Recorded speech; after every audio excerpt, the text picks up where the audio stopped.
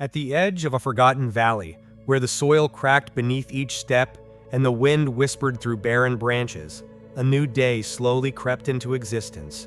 The sun rose timidly, not with grandeur, but with a kind of solemn patience, as if it too was tired of warming a land that no longer bloomed. Antonio was already awake. He always was. Long before the rooster crowed, long before the first warmth kissed the hills, he stood alone in the stillness. His hands, worn like the bark of the old olive tree behind his house, clutched a metal cup of black coffee, bitter and silent like his thoughts. He gazed into the distance, toward fields that once fed both his family and his spirit, but now they gave nothing. The seeds did not sprout, the rains no longer came, and even the birds, once joyful at dawn, had grown quiet.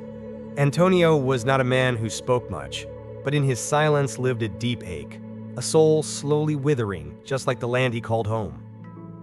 Every day he moved through the same motions: dig, sow, wait, and return. And yet, nothing changed. His body moved with habit, but his heart lagged behind, heavy with questions he no longer knew how to ask. His children still laughed, his wife still smiled, the roof still held strong. Outwardly, all was well, but within, a sacred fire had dimmed, not extinguished, but quietly starving for breath. He did not speak of it, not because he didn't trust those around him, but because he could barely understand it himself. And so, with the sun now barely warming the dry horizon, Antonio lifted his tools and began his day, not out of hope, but out of duty. The land beneath his feet may have turned to dust, but he still walked it, because even when the soul withers, it remembers, deep down, that something must come next, even if we do not yet know what. Each day unfolded like the last, as if time itself had forgotten how to bring surprise. Antonio moved through the hours with quiet precision, planting, watering, tending to the soil. But even these once sacred rituals had begun to feel hollow, like echoes of a song he no longer remembered how to sing. His boots traced the same paths across the dry fields, his tools fell into the same rhythm, and yet the harvest did not return. The plants barely reached above the dirt before giving up, surrendering to a sky that had withheld rain for far too long. On the surface, Antonio seemed steady, a hard-working man providing for his family with everything he had. But inside, a slow erosion was taking place. His spirit, once anchored by purpose, now floated uncertain, like dust in the wind.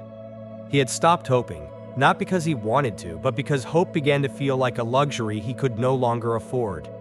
He didn't cry, not in front of his wife, not before his children.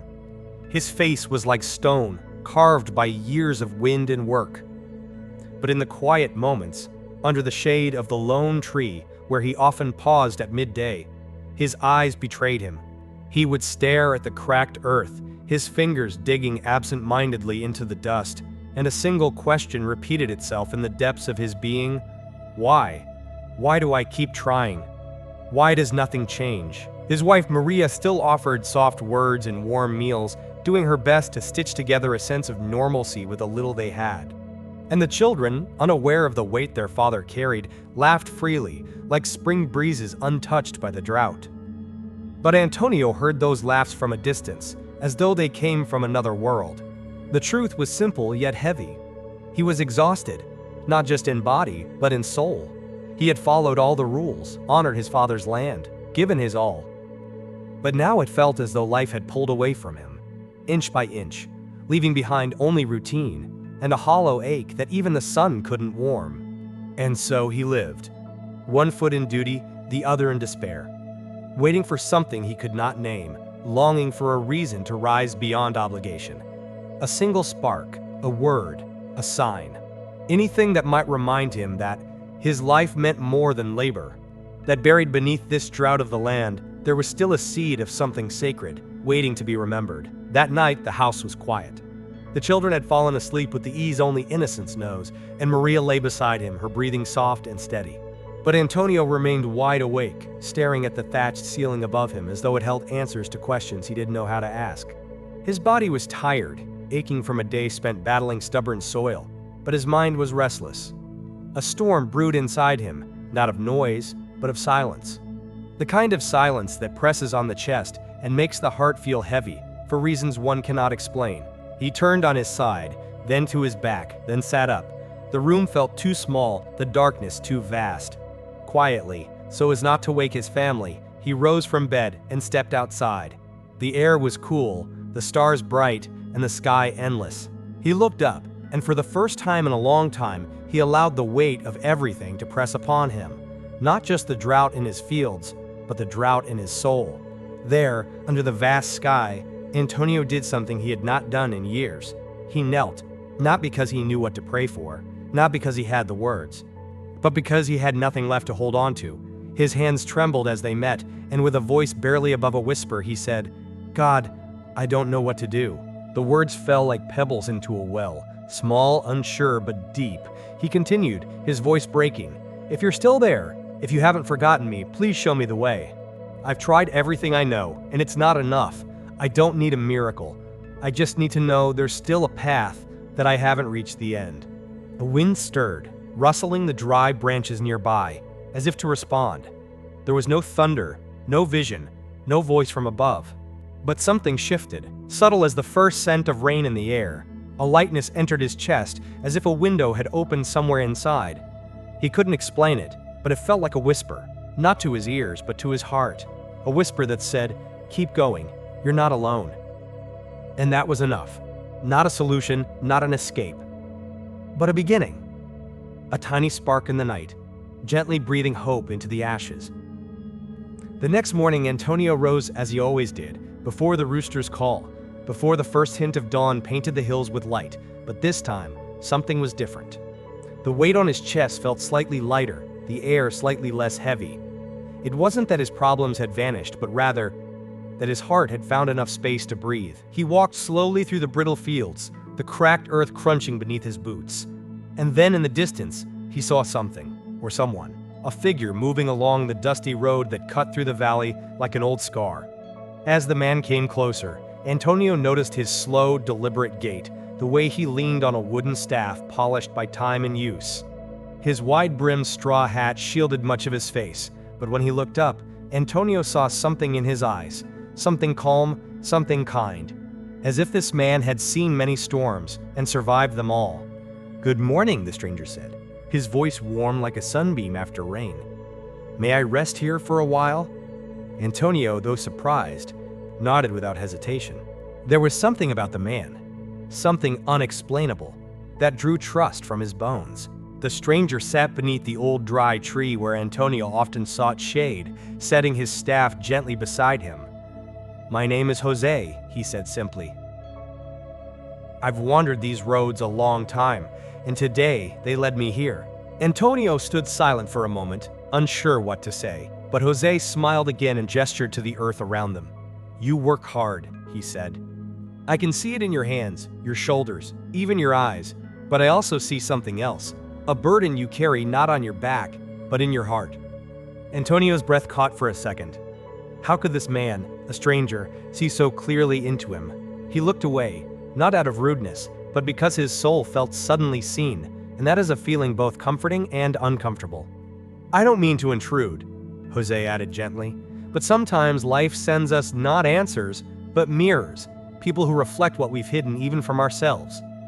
There was a silence, not empty, but full of presence, the kind that invites truth to step forward. And then Jose said softly, "If you're willing, I'd like to share a story with you. It's not long, but it changed my life, and maybe it could light a path for yours."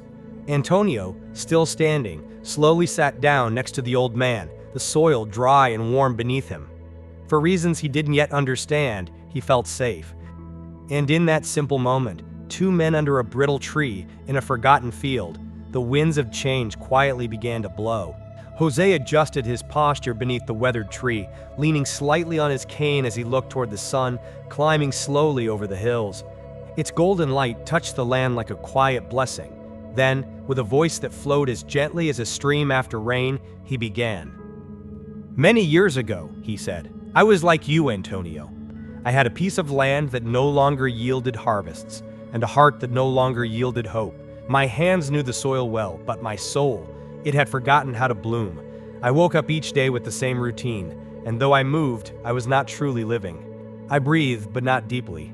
I prayed, but without belief, and inside me grew a silence too loud to ignore. Antonio listened intently, drawn into the rhythm of the man's words as if he were hearing his own life echoed in a different voice.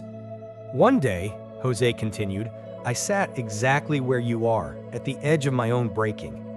I stared at the fields that had given me nothing and asked the sky a question. Is this all there is? I expected no reply, but the answer came, not in thunder or miracle, but in the form of a stranger passing by. He told me something I never forgot. When the land dries, the farmer must plant a different seed, not just in the earth, but within himself. Jose smiled, his eyes soft with remembrance. That seed, Antonio, was the idea of change, of trying something new, even if it scared me, and so despite my doubts, I listened. I stopped clinging to what no longer worked and dared to begin again, not with grand plans or big investments, just a few hens, chickens, believe it or not. I built a coop with scraps I found around my house. I didn't even know what I was doing, but I showed up every day, with my sleeves rolled and my heart cracked open. Antonio blinked, surprised. Chickens? He had expected something more, profound. But Jose saw the doubt and chuckled gently. Don't be fooled, he said. The lesson wasn't in the chickens, it was in the act of choosing life again, of watering a new seed even when the skies still looked dry. That choice, he paused, it softened my soul. It didn't happen overnight. Some hens died, others didn't lay eggs for weeks, but I stayed with them. And slowly, so very slowly, things began to change. He leaned forward slightly, lowering his voice. I didn't just learn how to raise poultry, Antonio. I learned how to raise myself, out of despair, out of fear, into faith. I began to see beauty again in small things, the rhythm of wings, the warmth of fresh eggs, the laughter of my grandchildren running through the yard. And do you know why? Antonio looked up, almost whispering. Why? Because I stopped waiting for life to get better and started getting better at life. The breeze moved gently between them, as if nature itself had paused to listen. Jose's story wasn't dramatic. It didn't involve riches or miracles. But it was honest. And in its simplicity, it held something sacred. A reminder that transformation doesn't require lightning, just the courage to plant a new seed and the patience to tend to it each day. Antonio sat quietly, and for the first time in many moons, the soil beneath him didn't feel so lifeless. It felt ready. The next morning, Antonio rose before the sky turned gold, but something in him had shifted.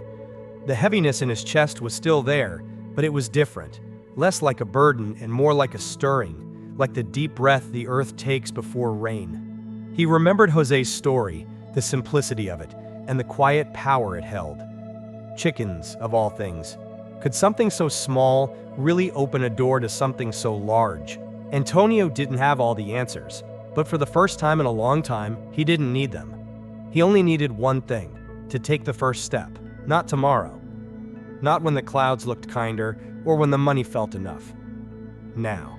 He walked through the quiet morning streets of the village, his boots scuffing gently against the dirt road. The market hadn't yet stirred. Most houses were still dark. But one shop, tucked behind a fig tree and draped with faded prayer flags, had a light in its window. Jose was already waiting, as if he had known Antonio would come. With a soft smile, Jose welcomed him in, and together they spent hours planning. Not grand plans, simple ones. A small coop, just a few hens, a safe place for them to nest.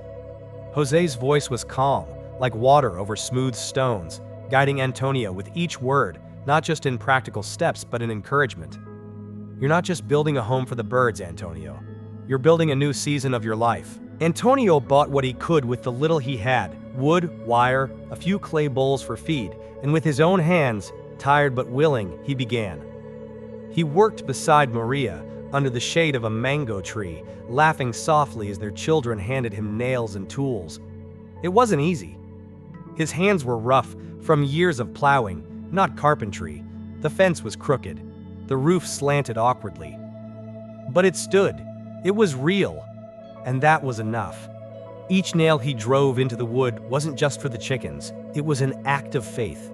Faith in the words of a stranger, faith in something greater, faith in himself. The first night, as the chickens nestled into their new home and the stars blinked gently overhead, Antonio sat on the porch with Maria. They didn't speak much. They didn't need to. The silence between them was no longer filled with fear, but with possibility.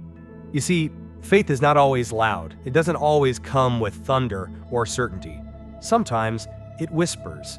Sometimes it shows up as a hammer in your hand, or the courage to do something small. But that small act, done with love and belief, can be the beginning of a miracle. And that's exactly what Antonio had done, not waited for the rain to come, but planted anyway. At first, the days were quiet. The chickens clucked curiously in their new home, pecking cautiously at the soil. Antonio watched them with a mixture of doubt and wonder. Each morning he rose with the sun, fed them gently, cleaned their space, and sat nearby as if waiting for something sacred to unfold. It wasn't dramatic. There were no sudden miracles, no booming signs from above, but something was happening, something slow, steady, and deeply real. The first egg came on a morning like any other, just one, small, pale, still warm in his palm. And yet, to Antonio, it felt like a sacred offering from the universe. He stared at it as if it were made of gold. It was a quiet reward, not just for his labor, but for his faith, a gift that whispered, "You're on the right path." And as days passed, more eggs followed. A trickle, not a flood, but each one brought a flicker of joy to his spirit, like kindling catching fire. Antonio didn't speak of it much. He simply worked with care. He thanked the hens softly as he collected their eggs. He shared one with a neighbor. Another he cooked for his children, who squealed with delight at the taste of something their father had brought into being with his own hands. Maria noticed a change too, not just the eggs, but him. There was a lightness in his shoulders that hadn't been there for years. When he smiled now, it wasn't forced. It came from a deeper place. Even the children sensed it. They ran around the coop, giggling, naming the hens, as Antonio stood nearby with a quiet smile, the kind that knows peace not as a theory, but as a lived truth. You see, when we plant new seeds, not just in soil, but in soul, they take time. They do not sprout to impress or to rush. But when the conditions are right, when the hands are gentle, the heart is willing, and the spirit is faithful, those seeds become fruit. And that fruit, however small, is enough to begin again. So many wait for the harvest before they dare to hope, but Antonio discovered something wiser. It is hope that brings the harvest, not in grandeur, but in the soft, daily choices to believe, to nurture, and to carry on. There are moments in life when we feel as though we walk alone, through dry fields, through long nights, through seasons of silence where no answer seems to come. But the truth is, it is not the absence of God that we experience in those times. It is simply that His presence walks in quiet steps, matching the rhythm of our faith. Antonio began to feel this truth, not through sermons or signs, but in the ordinary acts of his new journey. Every time he rose before dawn and stepped into the chill air, he did so with a quiet courage. Every time he faced a setback, a sick hen, a broken fence, an empty market, he didn't collapse. He paused, he prayed, and he moved forward. And with each step, though he didn't see it clearly, something walked beside him. Grace. You see, God doesn't ask us to be perfect. He asks us to be willing. He doesn't demand certainty. He responds to sincerity. And Antonio, for all his doubt and fear, had chosen to act. That was his offering. Not a flawless plan, but a heart that said, "I don't know the way, but I trust you'll walk it with me." And so God did. Not with thunder, but with small mercies. A stranger's advice, a hen that laid just in time, a neighbor who paid more than expected, a child's hug after a long day. These were not coincidences. They were footprints of the divine, walking beside the brave. Faith is not about waiting for the road to be clear before we begin. It is about beginning anyway, with trembling hands and hopeful hearts. For in every brave step we take, no matter how uncertain, God steps too. Not ahead to pull us, not behind to push us, but beside, to remind us we are never alone. One quiet afternoon, as the golden sun began to melt behind the hills, Antonio was gathering the last eggs of the day when he noticed someone approaching from the edge of the path. A young man, dusty and timid, with eyes full of questions and a heart heavy with silence. His name was Miguel. And in the way he held his shoulders, in the way his voice cracked as he said hello, Antonio saw a reflection of himself, of the man he once was before faith awakened him to a new life. Miguel did not come with many words. He came with a story that needed no embellishment. Failed crops, a struggling family, nights of doubt, mornings that felt like burdens. Antonio listened, not just with his ears, but with the full memory of his own suffering. And then, with the same gentleness that Jose once offered him, Antonio said, "Come, let me show you something." He led Miguel to the humble chicken coop, the one he had built with trembling hands and a flicker of hope. He spoke not as a man who had triumphed, but as a man who had trusted. He explained how he had started with nothing more than borrowed advice and a handful of faith. He shared how every mistake taught him something, how every success reminded him of grace. Miguel listened closely, and slowly something shifted in his eyes. Not a miracle, but a softening, as though light had begun to seep into a dark room. And before Miguel left, Antonio placed a hand on his shoulder and spoke with the quiet strength of someone who had walked through the fire and come out with peace. Don't wait for life to feel perfect before you begin. Trust God, take one step, and you'll see the rest will come. In that moment, Antonio realized something beautiful. The light that had once saved him was now being passed on. Not in sermons, not in grand gestures, but in the simple act of sharing a story, a path, a possibility. And that too was part of his purpose. For when we carry light within us, we were never meant to keep it hidden. We were meant to pass it on.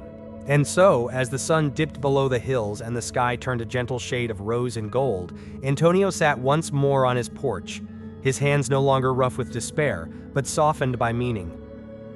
The wind that once sounded like emptiness now carried laughter from his children and the distant clucks of well-fed hens. And in his heart there was something he hadn't felt in years, stillness, not born of exhaustion, but of peace. He reflected not just on what had changed outside, on the food on their table, the fullness of their days, but on what had bloomed within. There was a time when Antonio believed faith was about waiting for signs, waiting for help, waiting for miracles. But now he knew, faith is not waiting. Faith is stepping forward when all you see is fog. It is saying yes when the world says no. It is putting one foot in front of the other, even when your knees tremble. The truth was clear now. God had not abandoned him.